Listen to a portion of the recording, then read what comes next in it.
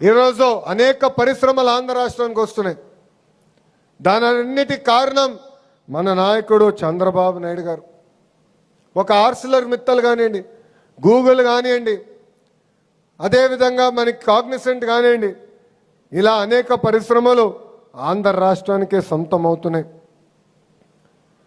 మన నాయకుడు సంక్షేమ అభివృద్ధికి బ్రాండ్ అంబాసిడర్ అవుతే ఒక టీమ్ 11 ఉందండి. టీమ్ 11, ఆ టీమ్ 11 దేనికి బ్రాండ్ అంబాసిడర్ తెలుసా? కల్తీ నెయ్యి, కోడి కత్తి, కల్తీ మద్యం.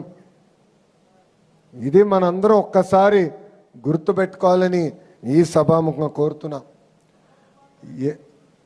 వస్తున్నా, అన్నిటికి వస్తున్నా. ఎందుకు కంగారు స్వామి? సగం స్పీచ్ కూడా అవ్వలేదు. మన ఎన్నికల ముందల హామీలు ఇచ్చాం. దాంట్లో మొదటిది పెన్షన్. మీరు చూస్తే భారతదేశంలో ఏ రాష్ట్రంలో ఇవ్వని విధంగా వృద్ధులకి 4,000 రూపాయలు పెన్షన్ మనం అందిస్తున్నాం. వికలాంగులకి 6,000 రూపాయలు ఇస్తున్నాం. బెడ్కే పరిమితం అవుతే 15,000 రూపాయలు మన ప్రభుత్వం అందజేస్తుంది. ఈ ఒక్క కార్యక్రమం ద్వారా సంవత్సరానికి 30,000 కోట్ల రూపాయలు ఈరోజు కూటమి ప్రభుత్వం ఖర్చు పెడతాం జరుగుతుంది. ఇది ఒక కార్యక్రమం. రెండోది స్త్రీ శక్తి. ఈరోజు మహిళలందరూ ఆంధ్ర రాష్ట్రంలో ఎక్కడికి వెళ్ళాలన్నా ఆర్టీసీ బస్సులో ఉచితంగా ప్రయాణించే హక్కు కూడా మనందరం కల్పిస్తాం జరిగింది. ఇంకో పక్కన దీపం పథకం.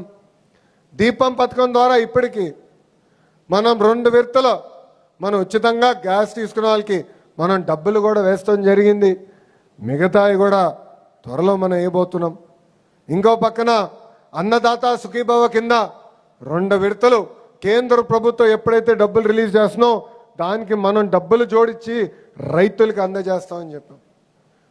అంటే ఇచ్చిన హామీలన్నీ ఒక పద్ధతి ప్రకారం మనం నిలబెట్టుకుంటా ముందరికి వెళ్తున్నాం. ఇంతేకాదు, యువగలం కింద 20 లక్షల ఉద్యోగాలు కల్పిస్తామని ఆనాడు మన హామీ ఇచ్చాం. మన ప్రభుత్వ అధికారంలోకి వచ్చిన 150 రోజుల్లో ప్రతిపక్ష పార్టీ 200 కేసులేసిన డిఎస్సి పూర్తి చేసి 16,000 మందికి మనం ఉద్యోగాలు కల్పించాం. 6,000 మంది పోలీస్ కానిస్టేబుల్ పోస్టులు మనం భర్తీ చేశాం. ఈరోజు పెద్ద ఎత్తున పెట్టుబడులు తీసుకొస్తున్నాం. భారతదేశంలో 100 రూపాయలు పెట్టుబడులు వస్తే దాంట్లో 25 రూపాయలు మన రాష్ట్రానికి ఈరోజు వస్తుంది. అంటే సంక్షేమ అభివృద్ధి 2 కలిసికట్టుగా ముందరికెళ్ళాలి. చేయాల్సిన